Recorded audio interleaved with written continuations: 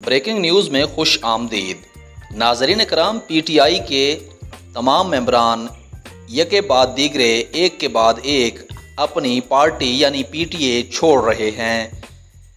शीरी मज़ारी के अलावा फयाजुल हसन चौहान ने भी पार्टी छोड़ दी। इमरान खान पर शदीद तनकीद कर दी। फ़ौज के साथ मोहब्बत मेरी ज़ात और मेरे ख़ानदान के अंदर रची बसी हुई है। मुल्क की खिदमत करता रहूँगा, मीडिया से गुफ्तगू में कहा। पाकिस्तान तहरीक इंसाफ के रहनुमा फयाजुल हसन चौहान ने भी पार्टी छोड़ने का ऐलान कर दिया है। मीडिया से गुफ्तगू करते हुए उन्होंने कहा कि इमरान खान का मीडिया एडवाइज़र था। 9 मई को जो वाक़यात हुए, मैं इस पर दुखी हूँ। फ़ौज के साथ मोहब्बत मेरी ज़ात और मेरे ख़ानदान के अंदर रची बसी हुई है। पाकिस्तान की खैर मुकद्दम करता रहूँगा। मुल्क के ख़िलाफ़ होने वाली साजिशों को भी बेनकाब करता रहूँगा। फयाजुल हसन चौहान का कहना था कि पार्टी लीडरशिप ने 9 मई के वाक़यात रोकने में कोई किरदार अदा नहीं किया। हमें सियासत अदम तशद्दुद के साथ करनी चाहिए। सियासत में इंतहा पसंद और दहशत गर्दी नहीं आनी चाहिए। रियासत के साथ टकराना सियासतदानों का काम है। फयाजुल हसन चौहान ने बार बार कहा कि तशद्दुद की तरफ नहीं जाना चाहिए। गुज़श्ता 1 साल से खड्डे लाइन था।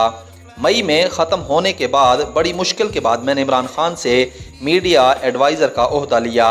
मेरा ज़मान पार्क में दाखिला बंद था।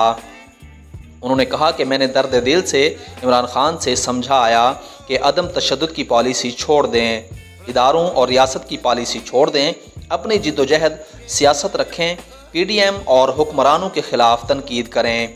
सबको पता था कि नैब और नियाज़ी में कितना गठजोड़ था। मैं इमरान खान को वज़ीर आज़म पाकिस्तान देखना चाहता हूँ।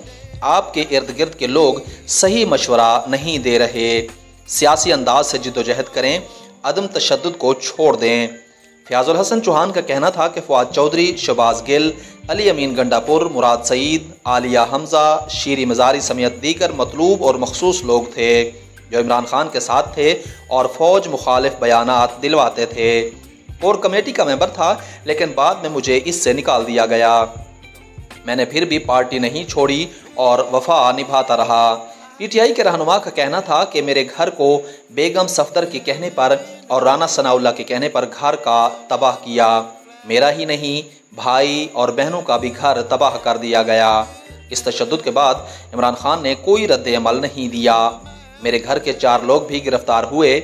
मेरा भतीजा, बहनोई, मेरा भांजा और मैं गिरफ्तार हुआ।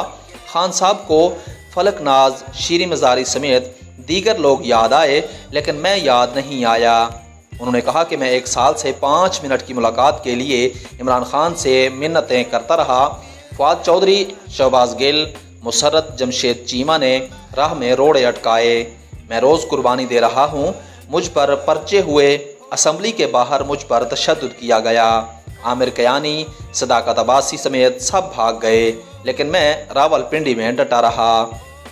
फयाजुल हसन चौहान का कहना था कि ओन चौधरी सरवर के ख़िलाफ़ कोई बात नहीं करता था। इमरान खान मुझे फ़ोन करके कहा, इनके ख़िलाफ़ बातें करो। मैं सब के ख़िलाफ़ बातें की। अलीम खान मेरा अच्छा दोस्त है, मैंने उनके ख़िलाफ़ भी बातें की। उनके साथ अपना ताल्लुक़ ख़राब कर लिया। 10 अप्रैल को हमारी हुकूमत गिराई। 17 जुलाई में मियाँ असलम, मियाँ महमूद रशीद, डॉक्टर यास्मीन राशिद, हुमायूं, यासिर समेत दीगर की एक प्रेस कॉन्फ्रेंस नहीं हुई, लेकिन ये सब महाज मैंने अकेला संभाला हुआ था। ये तमाम लोग चौधरी सरवर के साथ मिलकर उस्मान बुज़दार की हुकूमत गिराने में मसरूफ़ थे। उनका कहना था कि रावलपिंडी में असम्बली के अंदर और बाहर मैंने प्रेस कॉन्फ्रेंसेस की, मुतहर्रिक किरदार अदा किया। 17 जुलाई को इलेक्शन जीतने चुप रहने वाले वजारत मिल गई। मुझे कुछ नहीं मिली। मेरी इज्जत परवेज़ इलाही ने बचाई। मेरा उनके साथ बहुत अच्छा ताल्लुक़ था। उन्होंने मुझे अपना तर्जुमान बना लिया। हाफिज़ फरहत के ज़रिए मुझे सख्त पैगाम इमरान खान ने भेजा। ब्रेकिंग न्यूज़ में अब तक के लिए इतना ही। आने वाली ब्रेकिंग न्यूज़ तक के लिए अपना ख्याल रखिएगा। तब तक के लिए अल्लाह हाफिज़।